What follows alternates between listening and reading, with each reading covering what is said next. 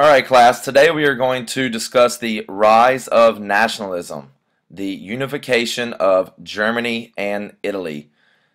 So, in the last few days, we have learned what it means for people to become nationalistic. Nationalism is the belief that people have a desire to connect with their own culture, to create their own country, and they have very strong patriotic feelings, which lead to extreme feelings that they are superior or better than other cultures or nations around them.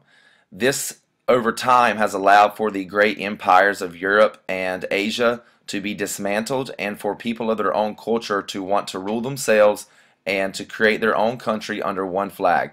Today we're going to talk about how the country of Germany and the country of Italy became unified and broke away from the various empires that they were controlled by and various leaders and countries, and to become one unified country, which will eventually lead to the causes of World War I.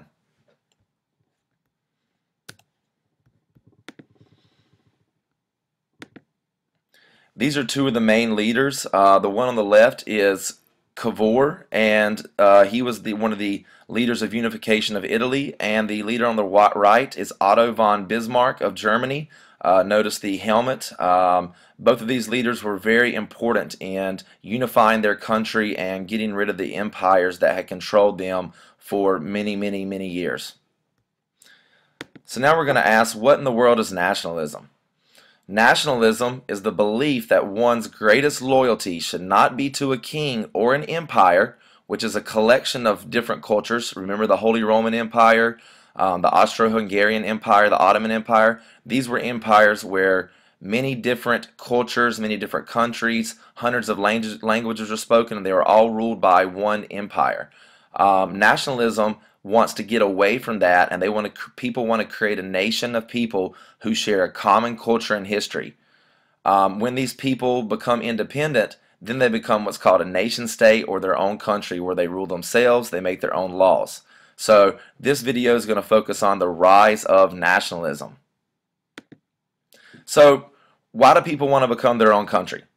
There's some common things, some common factors or reasons why people would want to rule themselves to get rid of an empire. Well, number one is nationality. This is a belief that in the common ethnic ancestry. So people believe they come from a common ancestor. Also their language. People who have the same language are going to stick together. They're going to converse with each other. They're going to speak with each other, and they form strong feelings of having this common language, this national language. Obviously, we all know, just like in today's culture, people of the same culture dress the same, they act the same, they have the same traditions and customs. So culture is going to bring people together too. And this is also going to create that feeling of nationalism where people want to get rid of any other outside influences. And we see this particularly in World War II with Hitler trying to get rid of the Jews. History. Obviously, people are going to connect with that culture, that language, and also their history. They can look back in the past and see common history. They can have a common thread, common experiences, and relate to that. Obviously, religion is a big factor. We can see this in 2014 with ISIS trying to get rid of any Western influences. But this also happened in Germany and Italy back in the late 1800s. And also simply territory. Once people come together with their culture, their history, their religion, their language, they want a piece of land for their own. Just like you eventually want to own your own house or land, and that be your own territory, these people, these Germans, these Italians, they wanted to get rid of any other cultures in their area, and they wanted to have their own land. They wanted to rule themselves and not be ruled by someone of a different ancestry who spoke a different language. So just once again, nationalism. It's a feeling of belonging and loyalty that causes people to think of themselves as a nation. In your notes, I would definitely write down from the past slide and this slide the definition of nationalism. It's very important. During the 19th and 20th century, so this would be in the 1800s and 1900s, nationalism, this belief of superiority, of forming your own country and getting rid of other cultures, this is going to allow nations to be created. They're going to separate from their empires, and just like what we see with Germany and Italy, this is going to break up their nations and the empires they were from before, like the Austro-Hungarian Empire, which was a huge territory within Europe, and like the Ottoman Empire, which was controlled by Turkey, which controlled most of the Middle Eastern countries today.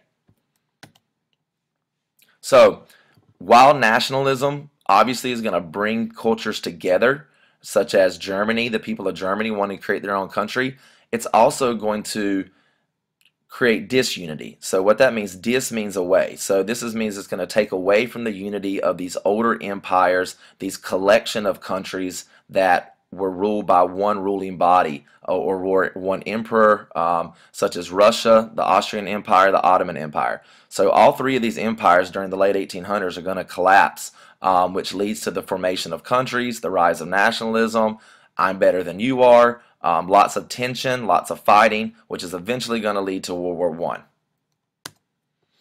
I. This is a picture of one of the famous Italian leaders, Giuseppe. He was famous for his red shirt, and he was a famous independence movement leader, and he strongly desired independence and to get rid of, for example, the Italians were ruled by Napoleon, the famous French general. So obviously the Italians wanted to get rid of a foreign leader from another country who spoke a different language and had different customs, cultures, and traditions. So this is going to be where the Italians are going to try to come together to unify. So what actually happened in the case of unity for Italy? Well, there was this big meeting where basically Italy was divided up into a bunch of different areas, ruled by different places and different leaders. So if you look at this map here, all the different colors signal all the different parts of Italy that were ruled by different leaders and different people. Austria, the country of Austria, which is north of Italy, ruled the upper provinces, and Spain ruled the bottom provinces.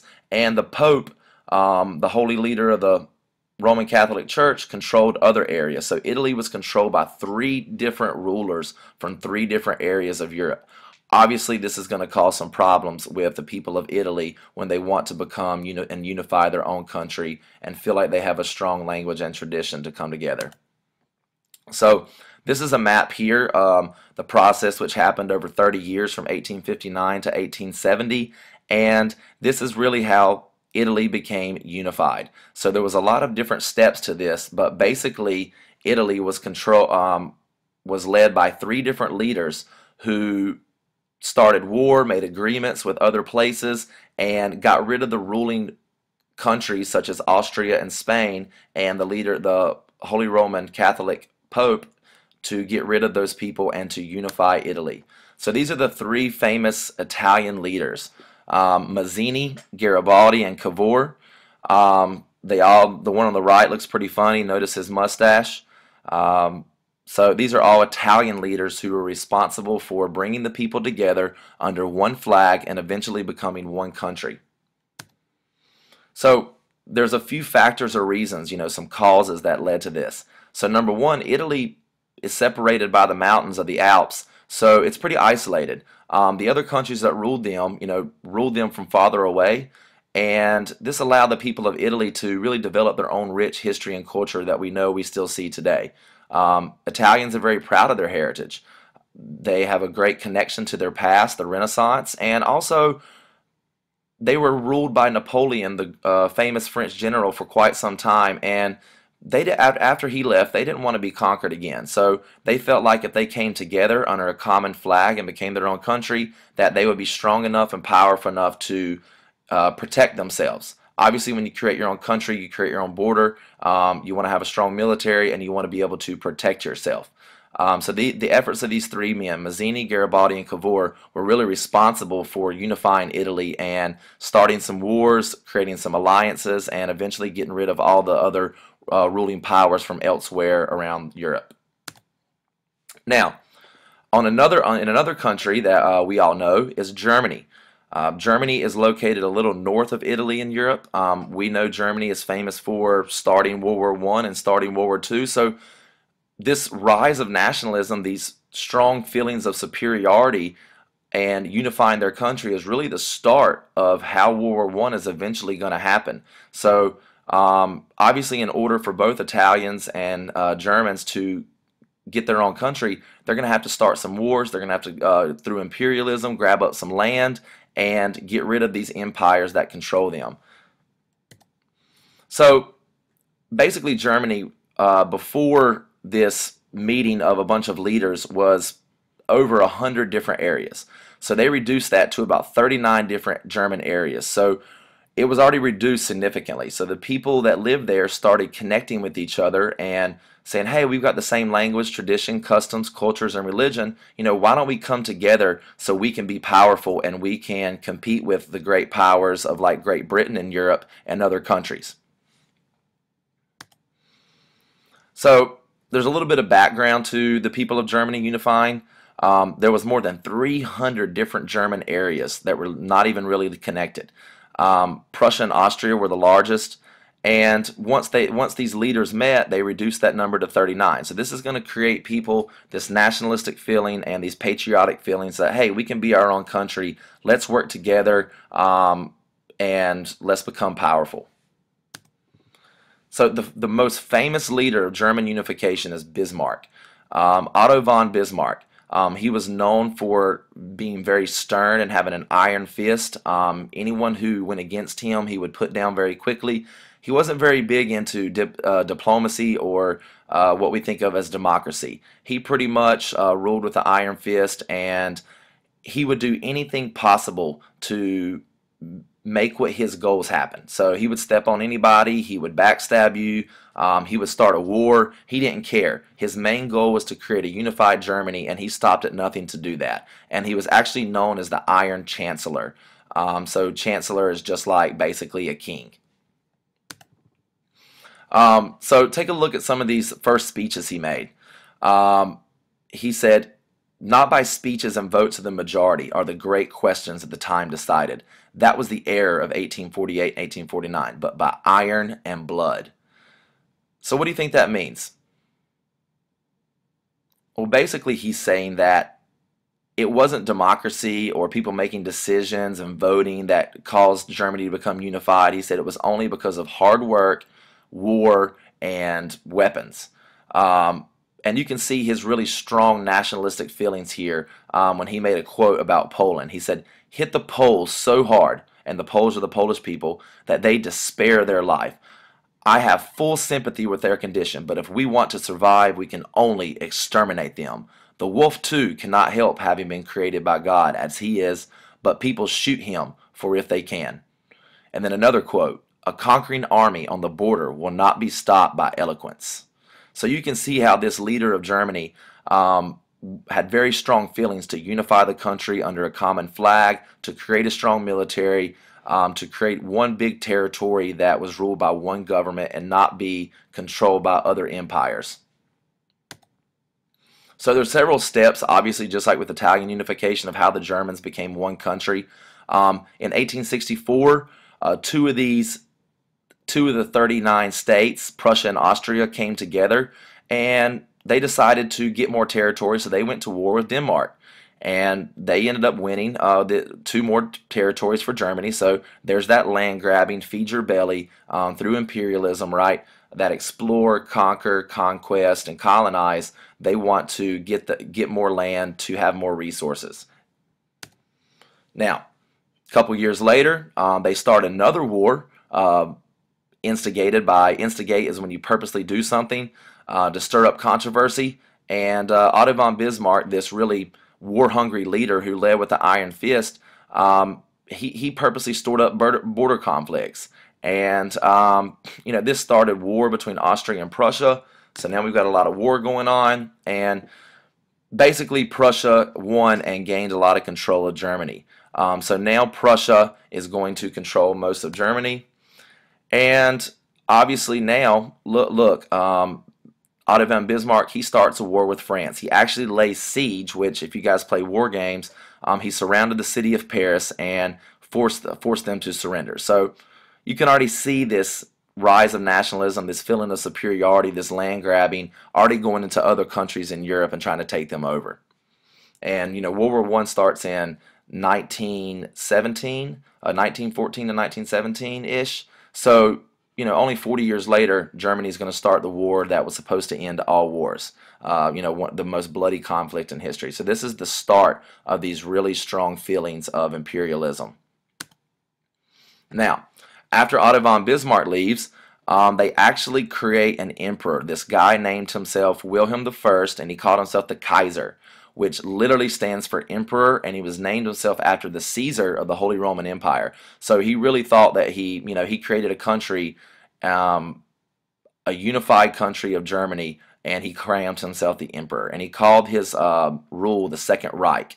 So he named it after the Holy Roman Empire. So you can see how he's trying to connect with these people of Germany to a past culture and history of being very powerful, of being superior to other places. And eventually Hitler uses this same kind of propaganda to influence the people of Germany to start World War II and try to exterminate the Jews. And he calls his rule of Germany the Third Reich.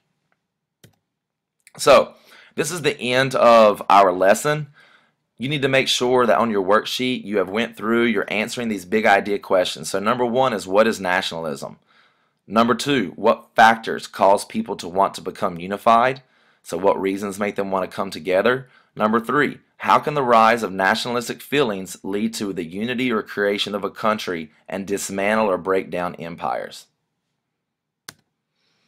From Italian unification, you need to know what country and its leader caused Italians to desire to become unified as a nation. So somebody made them pretty mad, and they didn't want to be ruled by someone ever again. Number two, who were the three famous leaders of Italian unification?